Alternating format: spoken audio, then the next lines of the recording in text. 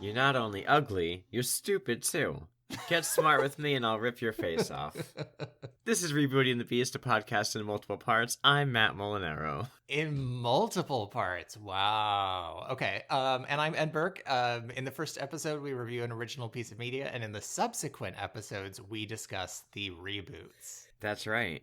Listen, because we got multiple parts this week. It's true. And last week, really. Yeah, part 2 of 4 on our Femme Nikita series. Yeah, we are. We're here. We fast forwarded just a few years to the future, to 1993, for this one, this little jaunt, if you will. And this week we're covering Point of No Return. Yes. Yeah, with Bridget Fonda, Gabriel Byrne, and Dermot Mulroney and Harvey Keitel, I think, are the names I recognized. Yeah, there was one other name I recognized, unfortunately, but we'll get to it.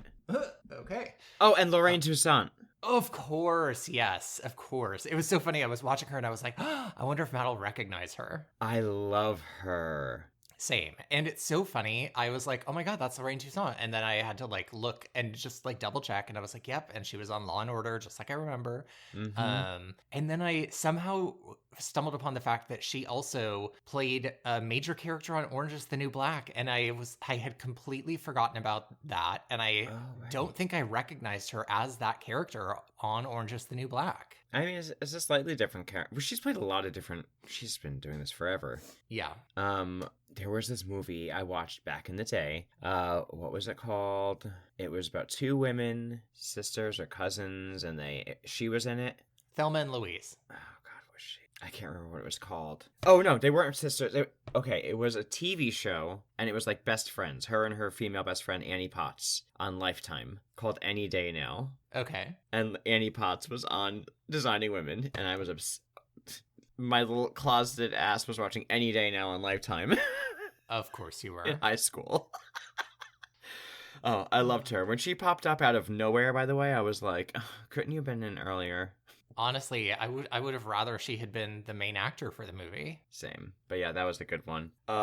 So I'm guessing you had not seen this before.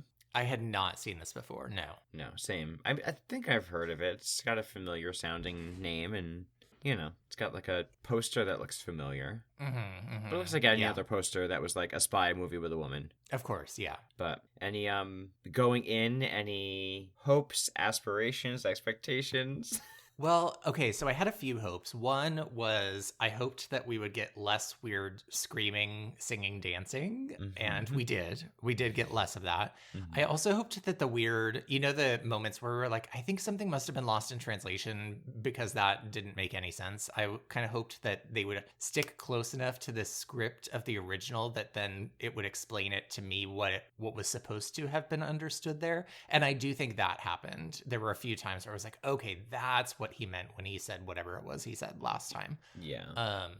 And then I also hoped that we got a little bit more explanation of the time jumps. And I do think they did all of those things. All of those complaints I had were addressed in this version, I feel like. But then they did some other stuff, and I have some other feelings about that. So we'll get into it. Yeah, I was of a similar mind. I was really looking for pretty much everything you said. I was also looking for some sort of backstory on the character. Yes. Why other than the fact that she had an attitude? Yeah. Did we identify a ninja? Yes. But hey, we'll get there, I guess. Have you seen Bridget Fonda in a lot of things? I definitely recognize her name. I don't know that I've ever seen anything that she's been in. I thought I did. I looked her up. I totally had her wrong in her relation to Jane Fonda. I thought she was a totally different relative. Oh. But I think she's her niece. Yes, that's right. And I looked up her filmography. I have seen the movie Singles. Okay. Which I remember thinking was a great movie back in the day, but I did not remember she was in it. And I have seen Jackie Brown a long time ago, but that's it, I think, for what she's been in. And I was like, okay, we'll see. I love Jane Fonda, though. Jane's Fonda. Oh, Jane's Fonda.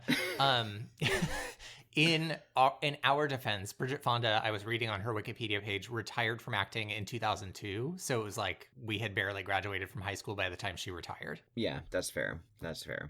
All right. Well, we are in the 90s. You ready for the summary? I am. All right. A government fakes... Sorry.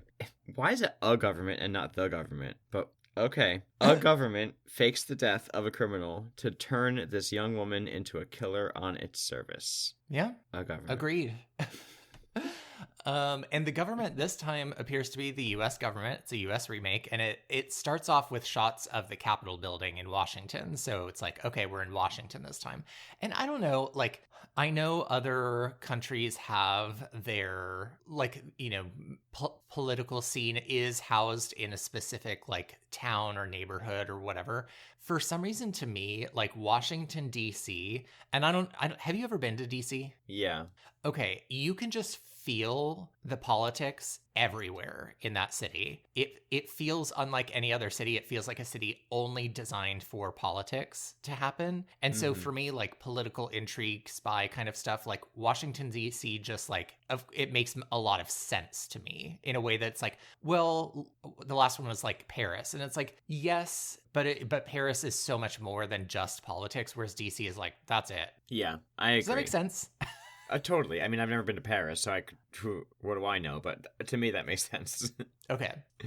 And we start off with a very swooshy filter. I feel like they just discovered some video effects in 1993 that they wanted to get their money's worth out of because it was very swooshy. Oh, the whole opening could have been like the opening to a 90s music video. I felt like I just turned on VH1. Yes. It was like a street. I had just missed the little text in the corner that told me who the artist was. And then the street gang that we see, much like the first movie, we see the silhouette of a guy. And I was like, is that Guile from Street Fighter with that hair? And then we got closer and I was like, is that Vanilla Ice with the styling? And then when I realized who it was worse. Michael Rappaport. Wait, it was Michael Rappaport? Michael Rappaport plays that loudmouth Zap character from the first movie, whatever he's named in this one. Oh no, I didn't even recognize him. When I heard the voice, I was like, oh no. Oh no. I can't stand that man. Yeah, so spoiler alert, just like in the first movie, Zap, whatever his character is named in this, also is out of the movie from a violent death pretty early, and I was okay with it. Yeah, for sure. Within like the first 3 minutes, because we get the same like pharmacy scene. I will say, okay, when you're watching a movie in another language, sometimes you don't know if the lines are hitting or not because you don't speak that language. When it's in English, I was like watching this fight scene go down in the pharmacy, and the acting was all terrible. Oh my God. Like really bad, right? Was it just me? No, it was so corny. It was like, it really continued to feel like a 90s music video. Like they like roll up on the place that they're gonna rob, and they're not at all like, it's so corny. They're loud. They're like kids arguing with each other. And then when they get in and they're like running around, it feels like they found a set, like a high school drama club. And they were like, guys, just pretend you're robbing the place. Do whatever feels natural. There are a lot of moments in this movie overall where I would say the quality of the acting varies wildly. Not from actor to actor, but from scene to scene. Like, sometimes Bridget Fonda is great, and sometimes I'm like, Jesus, could we have done a few more takes of that? Because that really felt like the table read or like a high school production read. Yeah, and this whole thing, I would also say the stage direction of what they tell the people to do is very strange, because in this whole scene when they're robbing the place, it looks like they're like casually shopping. Yes. But I will say about this scene, they did make it make more sense about like the people coming down, like obviously live there and were like protecting their, market. By the way, the market that they're robbing is very small. Yes. This is a big shootout at this place for like the corner store that has expired Doritos. Right. Anyway, the whole thing goes exactly the same, though. It's basically a scene for scene thing. Yeah. And she's, listening to music in the corner. Yeah. So, they all shoot each other at the end. A cop pulls her headphones off and she shoots him just like the first one. And then we see her taken to the police station where they ask her name and she says Maggie. And they go last name and she says blowjob. Maggie blowjob. Yeah. And I thought, okay, well, first of all, this is where my line came from the beginning of the movie. Yes. You're not only ugly, you're stupid. They engage with her by saying, sit down, you ugly bitch. Yeah. So nice. Sweet. Yeah. A lot of that kind of language. By the way, the writing room, I think we're like, if we don't put the word asshole in every scene at least 3 times, this is not a movie. Also, let's just throw a peppering of slurs throughout the movie, too. Oh my God, don't even get me started. Yeah, they just casually, randomly, let's just really jar the audience. Yes. But yeah, this scene where she says blowjob, I was like, oh, in the original movie translation we got, she says her name is Cutie. Yeah. Before she gets slapped in the face, which is equally ridiculous here for saying her name is blowjob. But at least I guess that was supposed to be some sort of like inappropriate word and not cutie. Yeah. Maybe. Like, okay. Maybe it just didn't translate. Yeah. But she stabs him in the hand with the pencil, still. Yeah. And they drag her off, and she's going nuts. What did you think about her acting so far at this part? Bad. Really bad. Yeah. They have her with the crazy hair, but yes. It doesn't look as crazy as the first movie. Correct. But it's in the same vein at this point. And her acting is like... It's similar to what we were saying, like, as though she is a person who's not encountered the world. Right. This felt like, yes, exactly. And that happens several times throughout the movie where it was like, what is this girl's backstory that she apparently doesn't know what silverware is? Yeah, she's rolling around with she's like hanging out with a group of guys addicted to drugs. And at this age of her life where she's like fending for herself, she doesn't know. It's very strange. So yeah, there she is. They time fast forward to her in the courtroom now again. Mm-hmm. A little bit more smoothly, I would say, in this one. Yes. But now she's sitting there, and we immediately are hearing like she's getting the sentence to death by lethal injection. And in this one, instead of literally wrecking the place like she's the Incredible Hulk, she like throws a chair. And okay, can I talk about this scene? Please. The judge, who is like totally every judge you've seen in every movie in the 90s, she says like, sentence to die, lethal injection. And her reaction is to get up, throw a chair, and then she starts to, it's unclear. Yes. A rampage around the room like the Tasmanian devil, but it's not, it doesn't make sense. It's very bad physical acting. Very, very, very, very bad physical acting. Because everyone in the courtroom is like acting in terror, but all she's kind of doing is walking around and like doing high kicks at nothing in particular. Okay, wait. I have to add to this. So number one, she does punch a policeman in the face. Yes. And it's clear she's like neither escaping nor just attacking people. But You're right. She's walking around just doing high kicks. But the other weird part of this is she is, going wild in this room. And somehow, other than the judge who like gets scared and runs away to her little judge's chambers, everyone else in the room sits still like a statue watching it. And it feels like this weird, surreal performance art where like people aren't moving or responding other than the main character who's going wild at this point. Yes, it was almost like they were part of the show. Like they knew this was going to happen. So they just had to remain seated and react. Right. She kicks her way to the back. I will move on from this, but she kicks her way to the back of the courtroom, doing high kicks. She lands, I think, one on a random person who puts their face in the way. Yeah. And then she gets to the door to quote-unquote escape. She's not in cuffs or anything. And she turns around. Yeah. And just starts kicking in the air. This leads to them, obviously, like, catching her, just grabbing her. She's just standing there kicking.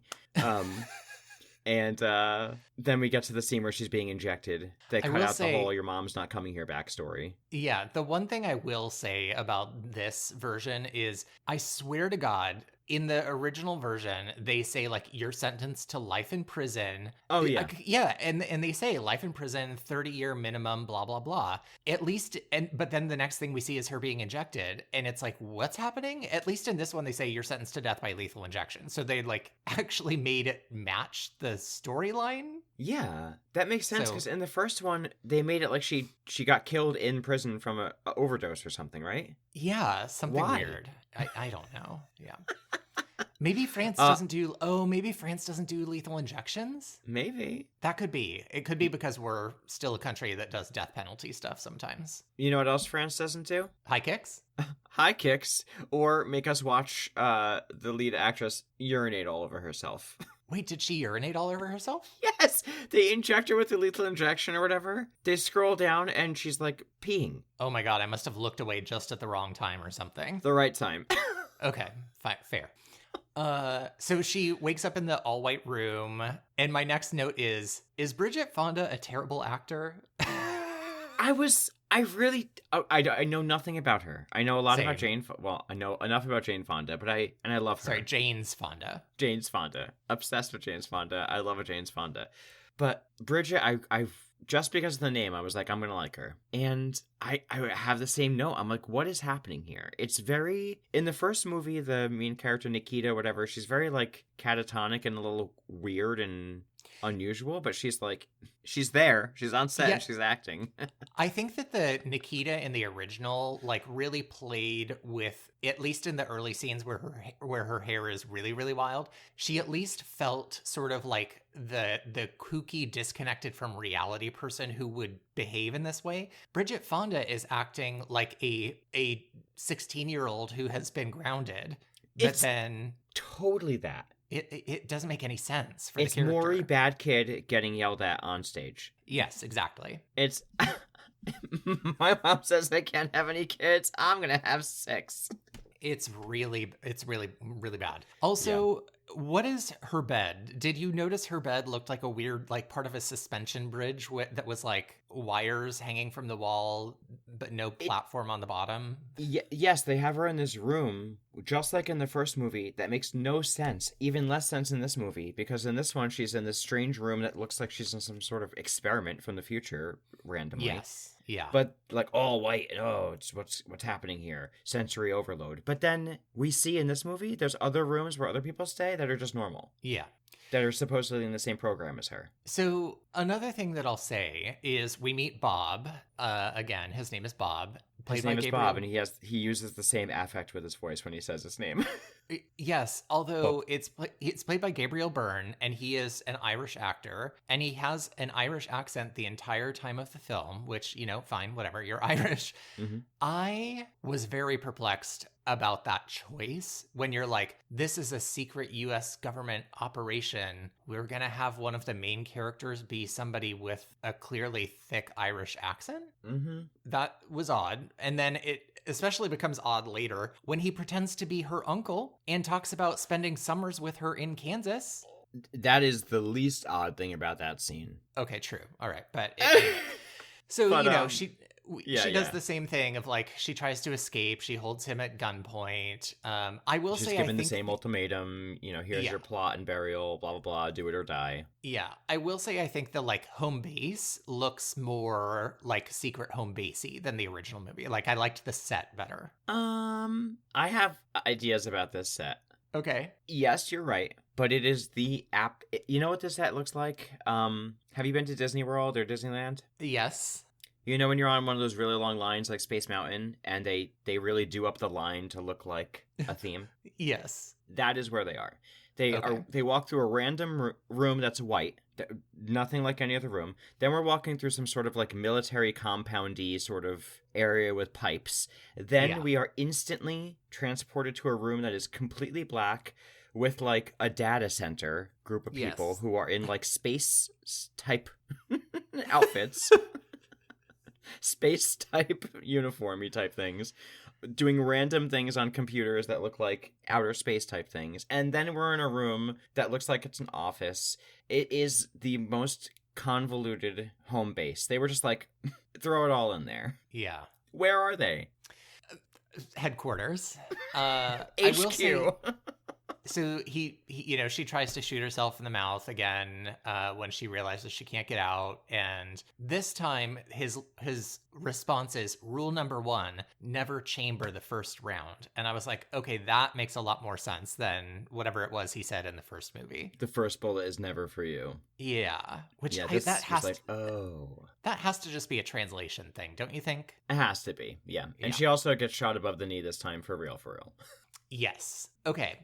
So we get the same thing of like him going to talk to her the next day and be like, what have you decided? Blah, blah, blah. And she has a line. I swear to God, I think this is what I heard. He's like, what if I said blah? And, they're doing this kind of like, what about blah? Mm-hmm. And she says, what if I said you could kiss my ass right in the crack? Is that what she said? I wrote down the line as well because I refused to rewind and try to get into the second listen. Oh, same. Under no circumstances was I that interested. But what I thought, I wrote down, what if I said you can kiss my ass, something, crack? But yeah, it was like, what if I said you can...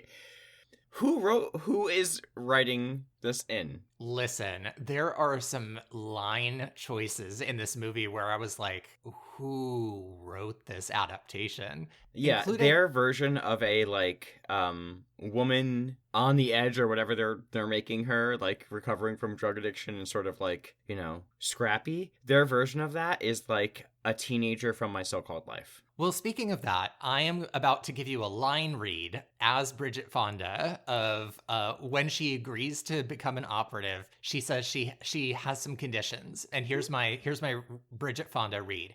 I'm gonna need some stuff. I need some music, some good music, some Nina Simone. Who talks like this? I'm gonna need some stuff, some music, some good music. Oh, boy. She randomly puts the affect on some strange choice words.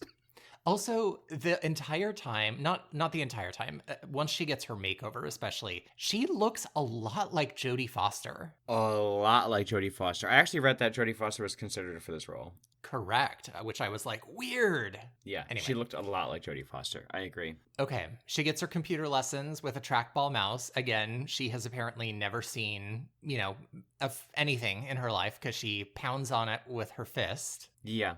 Whoa! And by the way, a trackball mouse of all things. Okay, to be honest, I actually have a trackball mouse. Oh, I can't. I could not. I love it. I got it for wrist pain stuff, and I like it. Oh my God, I could not get used to that. Anyway, we could talk about this later. But yeah, she behaves like she's raised by cave people. Yes. And then they teach her a program on the computer, which is, I don't know. She clicks around on the screen, and then some sort of animation of a dinosaur pops up where the mouth opens up, and out pops the Irish guy talking about doing a great job. No, the Irish guy pops up, talks about doing a great job, and then his brain swings open on a hinge and a dinosaur pops out and roars. That's it. I love that computer program. Oh my God. The amount of time I spent as a kid playing the Gabriel Byrne dinosaur head pop game. Endless. Right after Roller Coaster Tycoon. And I also love the part of the movie later on when she's given her final mission, and the final mission is to create a presentation where she has to have her own head pop open on the screen and butterflies fly out. Yeah. Thank God she learned this here. So we get the same karate lesson scene, although this time, instead of just somehow slapping the guy across the face, she first does a lot of what I would consider kind of racist, mocking noises and gestures of karate. Basically, I feel like every movie in the 90s that wanted to mock karate, exactly the noises and gestures that they would make. And it was this. Absolutely. I was first of all, karate class here is being done on the set of a NordicTrack commercial. Correct. The Bowflex. And yes, I wrote in this one, she's able to use casual racism to distract him and punch him in the face. Matt, what was the it wasn't Nordic Track, but there was the guy who like looked kind of like Fabio, and it was the machine that swung back and forth like skiing or something. Oh my was that, gosh, I remember that. And your feet were in it, gazelle? and you stood still, but your feet were going back and forth like pendulums. Why am I thinking like antelope or gazelle or something like that? Is that Gazelle? That makes the gazelle sounds right. Is it? What is this? Oh my god. It'll come back to me. Anyway, we have to move on. Yes, the reason for this racist caricature is not explained. Never. Thankfully not repeated. Yes.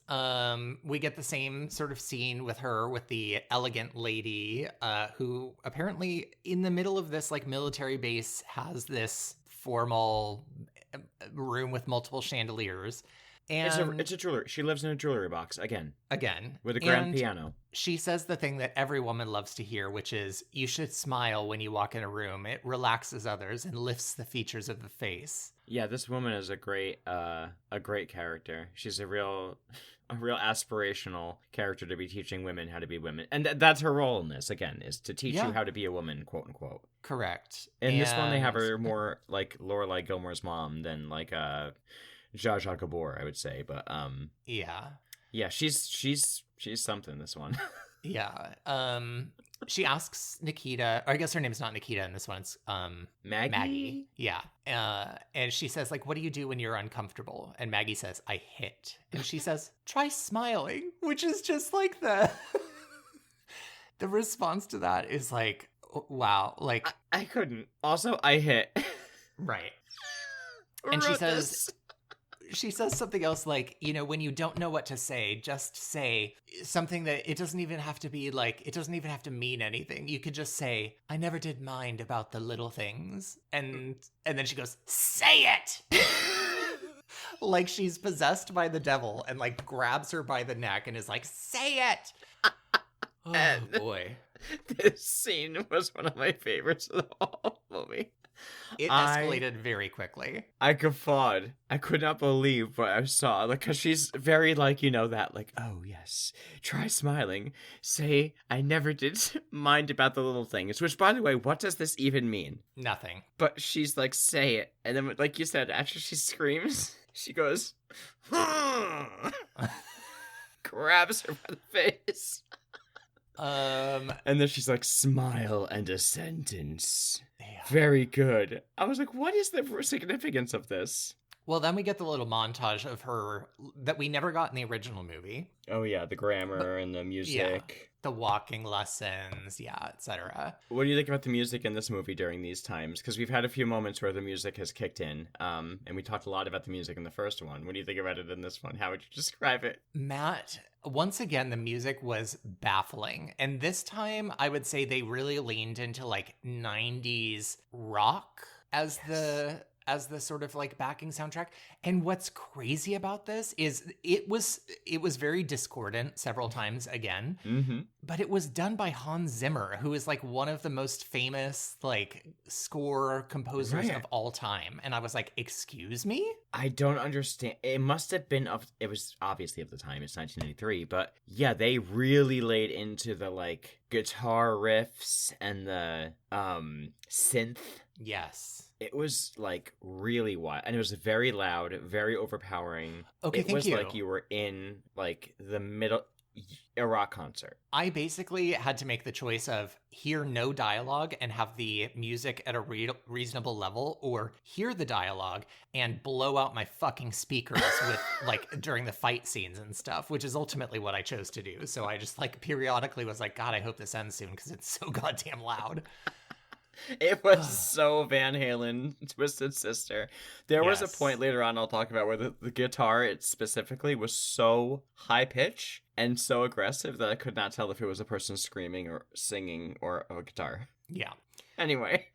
In the next scene, Bob comes in to talk to her and check how she's doing. She's listening to Nina Simone, so she got her records. And he says something about the song, and she says that Nina Simone is basically saying, direct quote, and this is one of the ones that I thought that you might pick for the opening quote.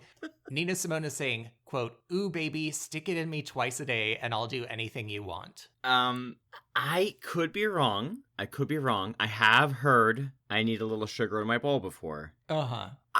I have not had the same interpretation, and I don't know that that's what Nina might be saying. Yeah. And he says, "Why do you have to talk like that?" And she responds, "Why do you have to talk so F-slur, Bob?" So we get a little bit of casual homophobia there, which feels very early 90s to me.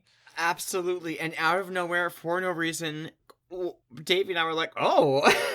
Seriously. And it happens again later with a different homophobic slur. And I was like, oh, it's very jarring. Jarring. Anyway. This is when she wants to go out for her birthday. She gets told no. She behaves like Stephanie Tanner getting punished. Yeah. I want to go for a walk. I go for a walk. No. We watch her to have a session where she's learning. Okay, they have this happens a few times where there's these montage sort of moments of her learning how to be a woman with that crazy lady. Yeah. This one, she's struggling to eat a frog, I think, with a butter knife. Hang on. Before we get to the frog with the butter knife, first she has a shooting lesson where they say, take out the bad guys, don't shoot the good guys. And she shoots every target. And then the guy goes, "What was that?" with the worst acting I've ever seen in my life. And she says, "Fun." And then we get a dining lesson where she tries to eat, again, maybe a frog, maybe a little bird with a butter knife. And again, has apparently never seen silverware before and becomes Nell and starts eating pudding with her hands.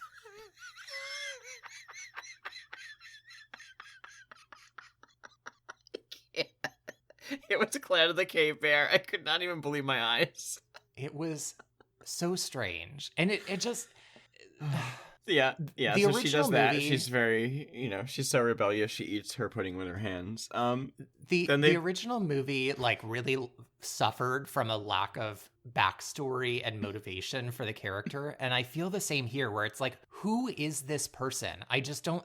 She literally is a no one in the movie. And so that fucks up the actor. Like, the actor has nothing to work with. Right. And they make it seem like there's this program going on because, by the way, she's at this table learning this with like 10 other people. Right. Who are these people?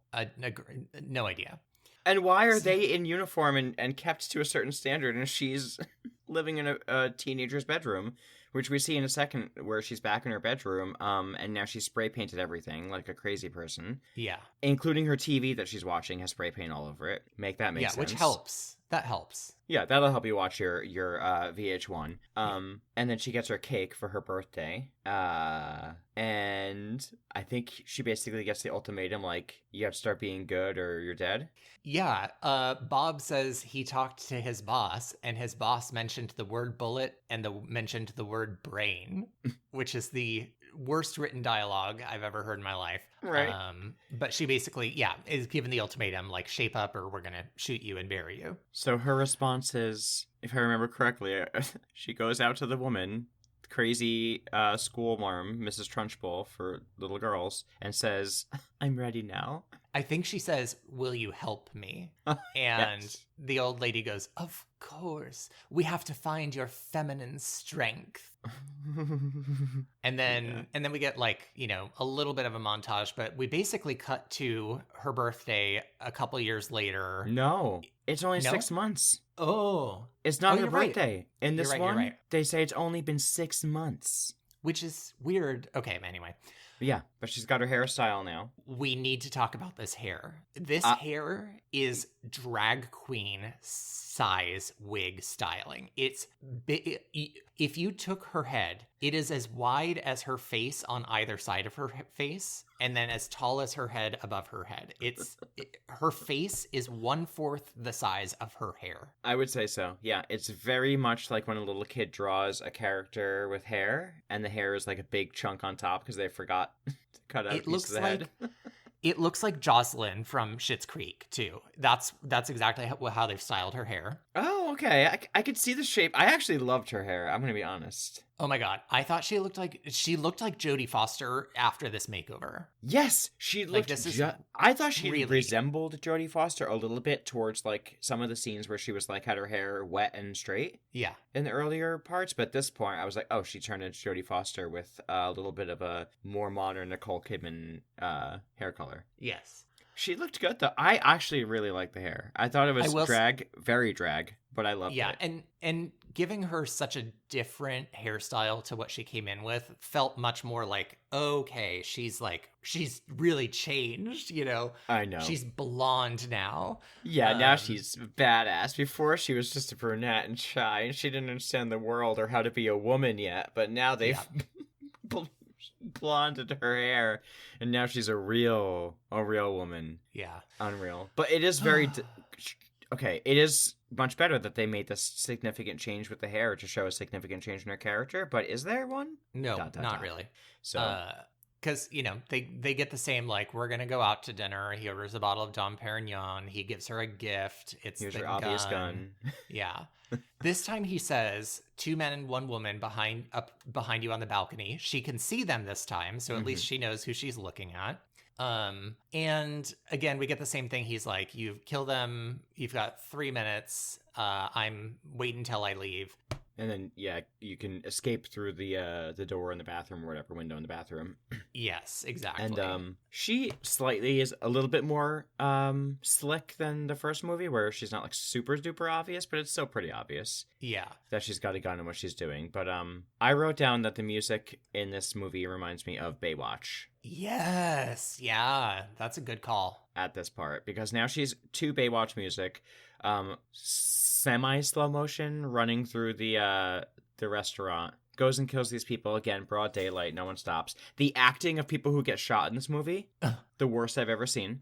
Yes. Worst I've ever seen. It looks like she's swatting a fly. The people who are getting shot are swatting flies and closing their eyes, but they're dead. And then she runs away. She gets to the bathroom. It's walled up. She loses all composure and screams and gives herself away. Runs through the kitchen like the first movie, but unlike the first movie, the kitchen shootout scene, I could not stop laughing. Do you remember Top Model when they had the salads photo shoot? No. Okay, that's what this was like. She dives on the ground at one part, and for a solid minute and a half, we just see vegetables raining on her. Yes. There's a lot of produce flying through the air in this scene. And also, it's being chopped. Also, what really bothered me is she runs in past the kitchen staff and all of the, I don't know, restaurant army people who have guns come in and shoot up the kitchen staff. Right. Like their coworkers, presumably, who they see every day. They go in and shoot the fuck out of all of them. Right. Which didn't make sense to me. And she's not fast, or she's not incredibly skilled. She's not shown a lot of physical acumen training yet. Not yet, no. So, anyway. But she still goes down the hatch, really intense music, explosion, boom. This time she lands in the trash, goes outside, whatever, right? Matt, and then she goes back to confront Bob. Before you move on, I just need I have a note that says, why is the music a techno remix of Pure Moods? Oh my god, yes! Pure Moods, don't even. Yes, the music was so bizarre in this. Yeah. She fights with Bob. He says that was your final test, yada yada. Mm-hmm. There's a weird scene where they talk to his boss and he tells a joke about a pig and a duck that doesn't matter. Yeah, disgusting. More misogyny for no reason. She says to him again, I'm never going to kiss you again. It didn't make sense in English either. No. Then we find out that she's got a her code name for her new thing is Nina in this one. Yeah, and her name is Claudia now. Yes, from Chicago. And she's from Chicago, but she's going to be living in Venice, California. And so we immediately cut to a Mentos commercial of people rollerblading on Venice Beach. It literally felt like the opening of Clueless. It was so 90s, over the top, everybody on rollerblades. I couldn't handle it. And I literally wrote, the next scene, we open on a Mentos commercial. Shut up. We got juggling. We got rollerblades. We got neon. We got a random musician busker screaming rock and roll in her face. Literally chasing her, walking around her in circles, singing at her. Yeah, the word rock and roll. Not okay. No. No. But okay. I was like, okay, we get it. She's in California. I just have a small note, by the way, about this, like, backstory. Yeah. This is like a HQ military headquarters that has, like, 10 rooms and science and all this kind of stuff and karate and all, whatever.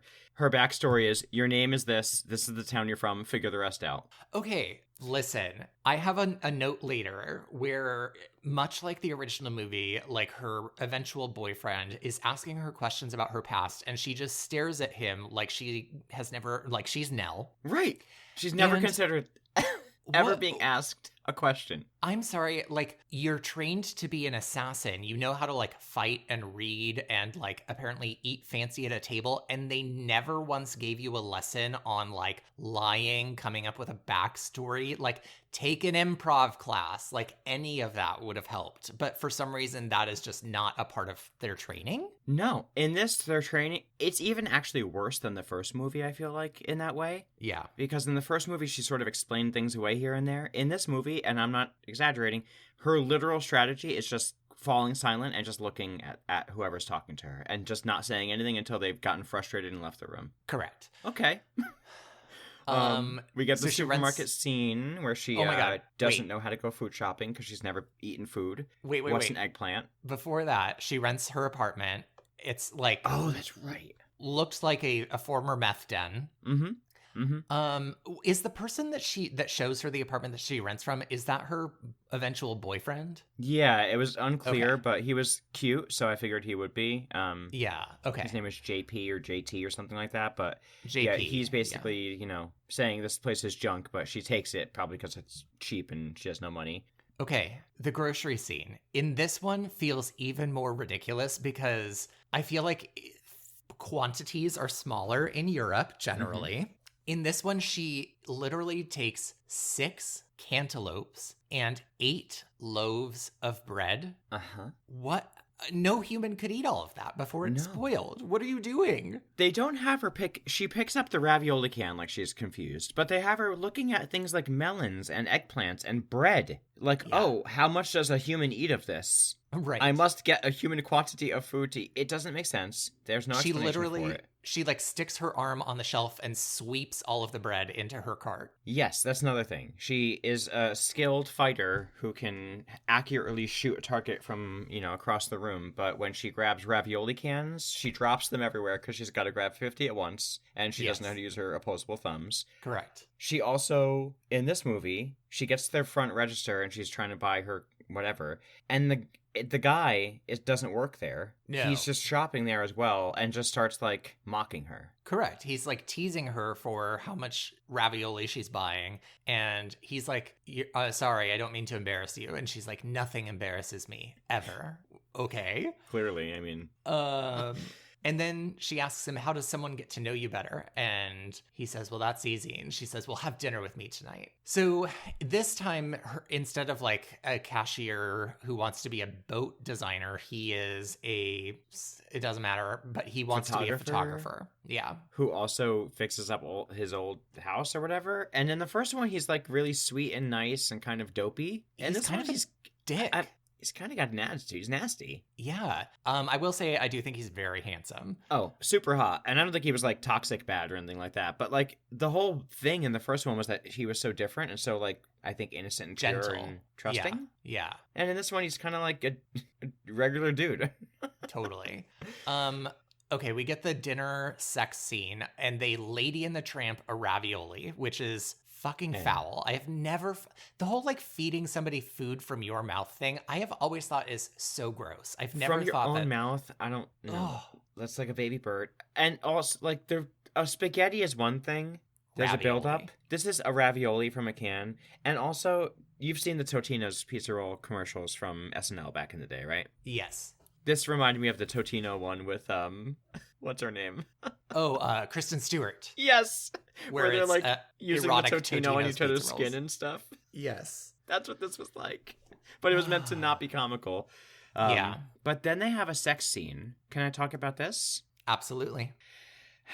They have a sex scene, which is a montage of them having sex and then, like, I guess relationship type stuff, like whatever. Yeah, the passage of time while they're fucking. However, throughout the whole thing, number one, there's a lot of teeth. A lot of teeth. A lot of teeth. Every time they're in the bedroom and they're having sex, there's tons of teeth happening. I don't even want to know what's going on there. I'm so sorry for him. But then the music in the background is Nina Simone covering Here Comes the Sun by the Beatles. A song that I have always hated, and this cover I don't love, and it does not. For this weird sex scene? It makes no sense. It's very strange. It was the most uncomfortable moment. It felt like watching a sex scene with my parents.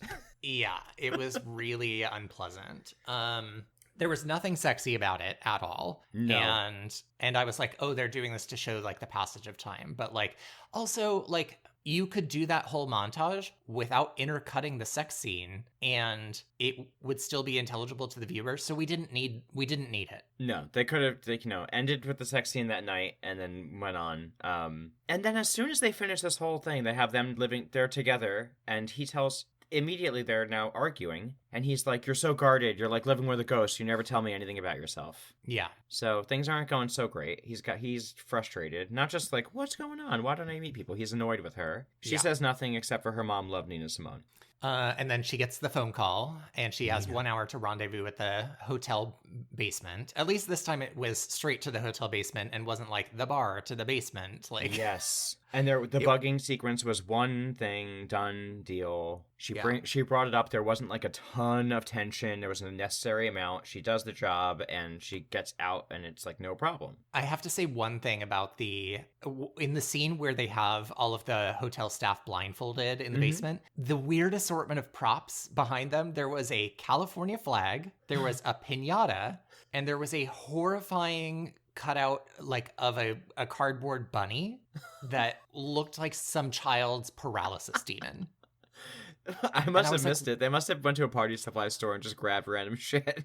Oh my God, it was terrifying. Anyway, so yeah. And this time, however, it's not just a bug.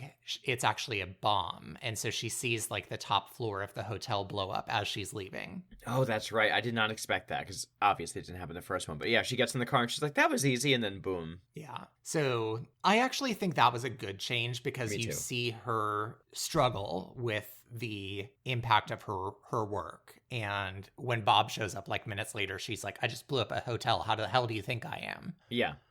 Her acting is a little bit better when she's not playing someone who's not interacted with the world, but she still kind of is. So yeah, it's hit or miss now.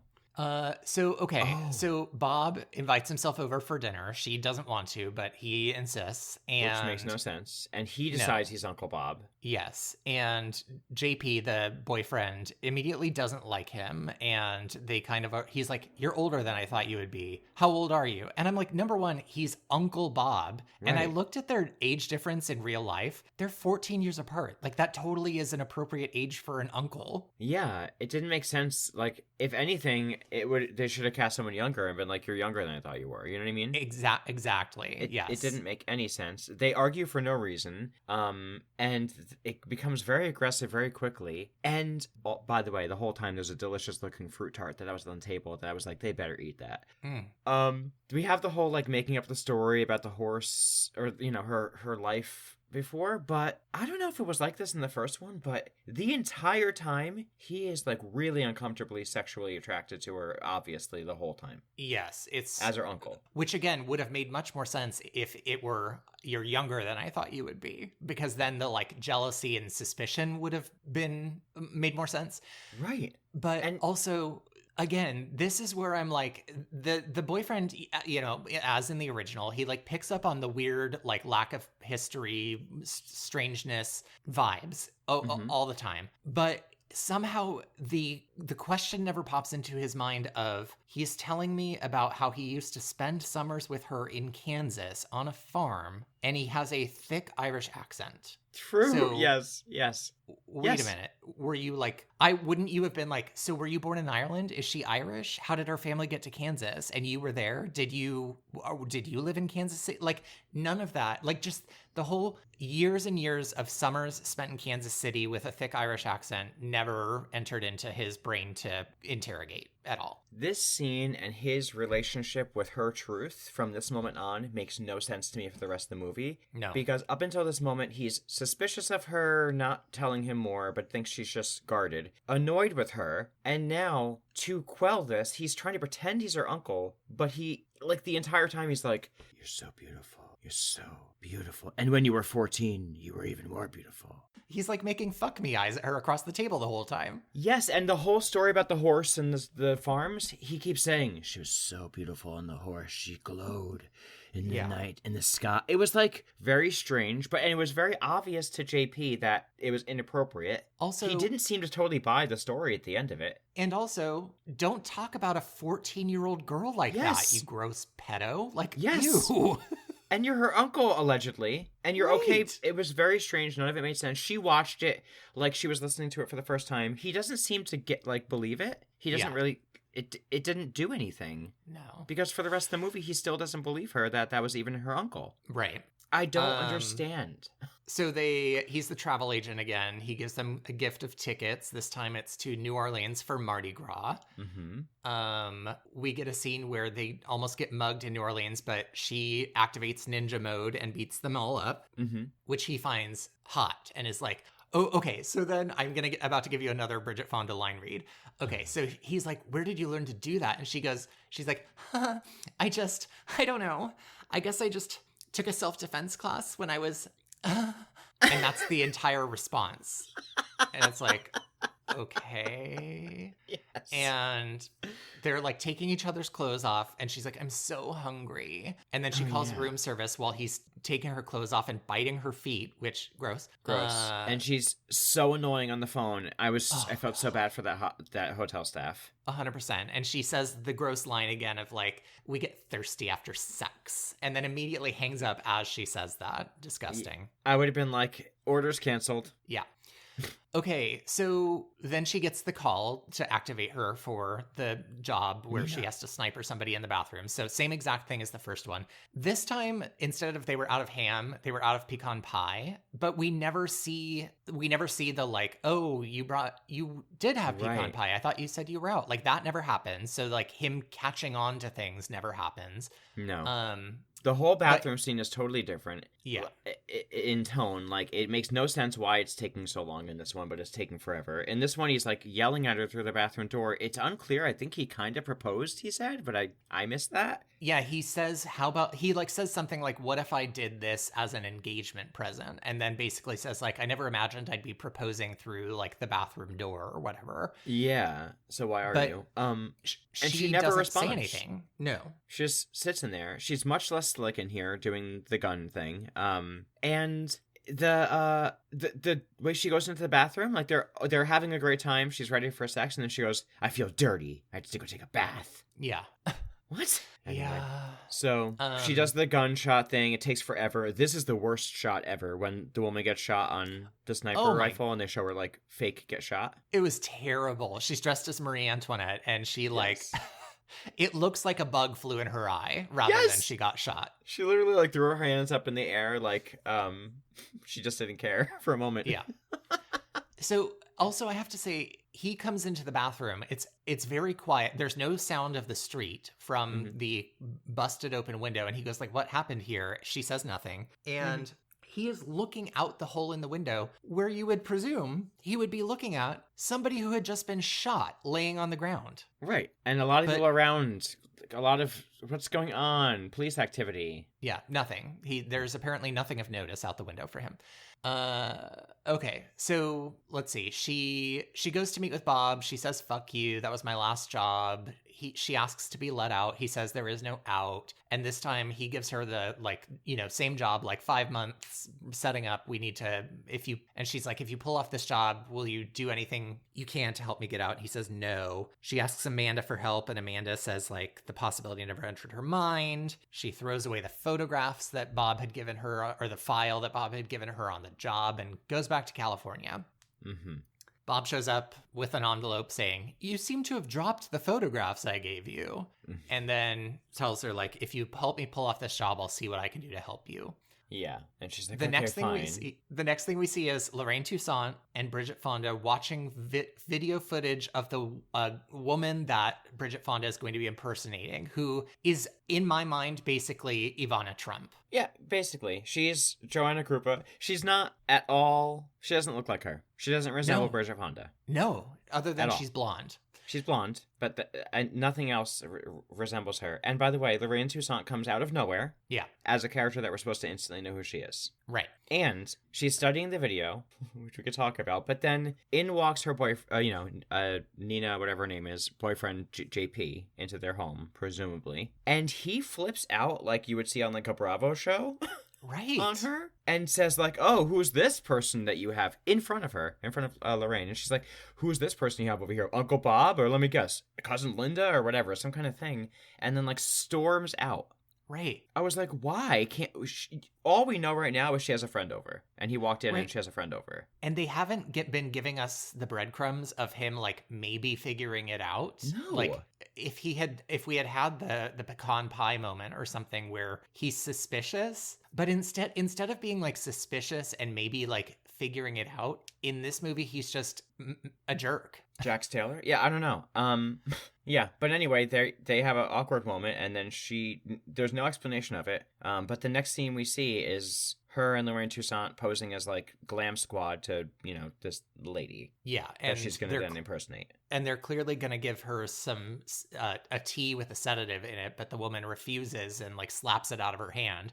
Mm-hmm. So they like syringe her in the neck to like tranquilize her, kill all the bodyguards, and Lorraine Toussaint is like, we have to call Kaufman, who I guess is the big boss, and say like the job went wrong. And this, because she wasn't supposed to get hurt, the blonde lady. Yeah.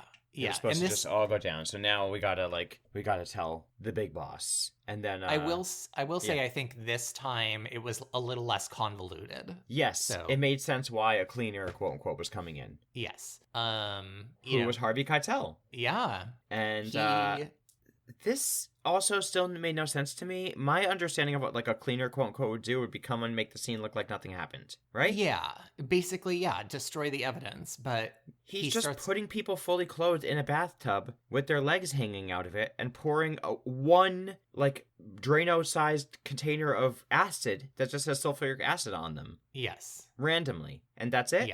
Yes. And this is surprising to them. And the same thing happens, but this time Beth, the woman, is the one who's alive. And she's like shaking. And then Lorraine Toussaint's character, who I think her name was Beth, they don't say it. She goes to call the boss, and then he shoots her. The cleaner shoots her. Yeah, she freaks out, saying there wasn't supposed to be any wet work, and he shoots her. And he looks to be about to shoot Bridget Fonda when she smiles and says, I never did mind about the little things. Yeah. And so for some reason like, that wow, convinces him not to kill her. That was the line? Yeah.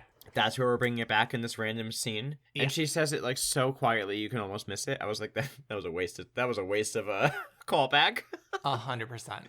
Then they disguise her in a really bad wig. Yes, a really bad wig. That is way too big for her head. That looks nothing like the blonde hair of the other lady, but she's disguised. Right. And she starts doing her best Anna Delvey impersonation. Yes, very, very Anna Delvey impersonation. I don't know if you noticed, by the way, but the license plate of her car says Dig 24K. Oh, God. I did not notice that. Little on the nose. Anyway,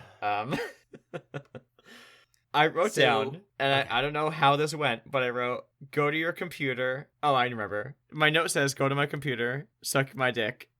Yes. Because she gets to the guy, and he's in the bathtub, and he thinks, like, oh, someone's coming up behind me, and it's her with, like, sunglasses and a kerchief and a gun. And she says, go to your computer, and he goes, suck my dick. And then she cuts him across the back and says it again, and he's like, okay. He's like, all right, fine. And then he's like, the system must be down. And she like clicks around and like sticks in a floppy disk and says like, what's the password? Mm-hmm. She copies the files. She destroys the computer. He attacks her, almost gets the gun away from her. It's unclear if she kills him or not. But she runs out the front door and jumps in the car with Harvey Keitel. Did you forget about the part where she turned into a Power Ranger in between this?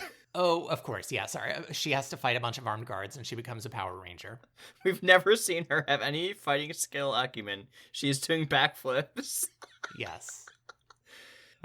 This time when they get out, though, they don't drive through a wall that they couldn't possibly. I think they just go through a gate. Yeah, through a fence and like down a hill. And then instead of him being shot in the original, has been ordered to kill her at the end. And so, and she realizes it. She like sees him reaching for her gun. So as he like pulls his gun out, she yanks the emergency brake. They like half crash over the side of like cliff barrier thing. And we get this part, I literally said, is the stupidest thing I've ever seen, because the car is half hanging off of a cliff. Its tires are like rotating and rotating and rotating. And she's trying to get away from him. And they have a fight underneath the running car where he is like, has one hand on the trunk and like one hand like swishing at her with a knife. And it is the most like Wile E. Coyote roadrunner bullshit I've ever seen in my life, where he starts to get like, of course the car falls on him and like starts to like drag him down the like ravine. It's so stupid. It's so stupid. It's and so really long. It looks like they were trying to show off some sort of fancy camera thing, I think, to make them look like they're under the car, is my imagination, that they thought this was really cool. But have you ever seen like a made-for-TV movie, or not even that, like Matlock or Dragnet? Yeah. Any of those old police procedurals from like the 90s or 80s? Yeah. And at the end of one of those television show episodes, you would have a scene like this. Yes. This is what that's like, this scene. Yeah. And it was so embarrassingly long and corny. It made no sense because he's swiping at her with like a pocket knife. He's got guns.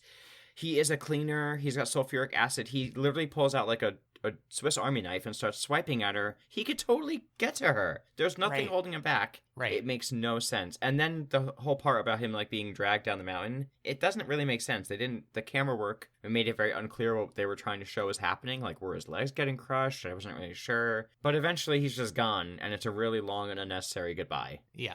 She goes home, she showers, she crawls into bed with JP, and for this time, he hasn't, quote-unquote, figured it out like in the original. She basically tells him, it seems like. I don't know. I don't even think so. Like, she gets home, and he's like, what happened to your face? She wakes him up, and she's like, cut up? Yeah. And I don't think she even really tells him. No, but I think she kind of like makes some kind of it's unclear. I didn't even write it down. And then he wakes up and she's gone. Yeah. And the same thing, Bob comes to like find her. JP gives her the information, says like, she wrote you a note, but I tore it up. And they're like, we're going to miss her, huh? And he says, yeah. But it doesn't end there this time. This time he sees, as he's driving away, he sees Claudia walking away and calls headquarters. And you see him say like, yeah, the cleaner's dead. And the girl's dead too. Yeah. And then the movie ends with her smiling as he drives away. And then they play a guitar riff. And no, I'm sorry. The guitar riff that they play is when he's falling off the mountain or whatever. Yeah. Like when it finally climaxes. The guitar riff they play is so loud that like every piece of glass in my house has now shattered. Like a fracture, web fracture on it now. Yeah. And then at this part, when she's walking off at the end, I'm going to try to imitate what the music sounds like in the background, what the vocals are. Okay. Oh, yeah. Yeah. Whoa. So accurate. I was like, what is going on? Do you want to hear a couple of pieces of trivia about this movie? Desperately. Okay. First of all, the very first piece of trivia I came across said that this film was filmed in sequence, which is not actually that common. And the director thought that would help Bridget Fonda portray the evolution of her character, which I'm like, you need a starting point in order to have an evolution. So that did not work. Right. Apparently, Jodie Foster and Winona Ryder both turned down the lead role. And so Bridget Fonda was then cast. I saw that, and I think wise choices. Halle Berry apparently lobbied hard for the role, but they didn't feel she was right for the role. And I was like, of course they didn't, because racism. Exactly. Antonio Banderas was almost cast as Bob before Gabriel Byrne was cast. And then this is my favorite piece of trivia, because they retitled it and it went through a few different titles. But at one point they considered naming it The Assassin's Heart. And another one was Sweet Hot Steel, both of which sound like straight up softcore porn movies to me. Skinemax, 100%. Sweet Hot Steel. I love that. I wish it was called Sweet Hot Steel so bad. My God. Okay, let's talk ratings. Oh my gosh, wow. Okay, so IMDb gave this a 6.1. Mm-hmm. And the Rotten Tomatoes tomato meter is 50%. The audience popcorn meter is also 50%. That seems right. Yeah. I gave the last one a 7. I'm going to give this one a 4 because I feel like even though it did some of the other things better, the things it did worse were more damaging to the film overall. Mm-hmm. I agree. And the acting was bad. Bad. A lot of bad acting. Bob was okay, but he was just so one note. Yeah. Yeah. Lorraine Toussaint was good for her minutes. She was great. I wish she had been in most of the film. She revived me, but it was towards the end. Yeah. And then they got rid of her, and I was so mad. Agreed. I knew it, though. I knew she was going to be gotten rid of if she was being introduced as a friend watching TV, but Of course, and I was like, you have like one black character in this whole thing. Of course you're going to kill them. Yeah, 100%. I'm going to give it a 4 exactly also for the similar reasons. I think they made some choices that made the story make more sense a little bit here and there. Yeah. And, the camera work was a little better and here and there. The music was equally perplexing and in a way that was off-putting and not funny. Yes. So that brought it down. The acting was really bad. There was a lot of screaming out of nowhere. No dancing and singing, but screaming a lot. Yeah. It was a product of its time for sure. So for me, this was a beast. What about you? I would say so as well. And I think last week we might have forgotten to say whether we considered it a beauty or a beast. Oh, no, we both considered it a beauty, even though we only gave it a 7. Oh, okay, good. I was going to say, because I definitely did. This one is a beast for me. I'm sorry, Bridget Fonda, maybe. I don't know your other work, but I'm sorry, Jane's Fonda.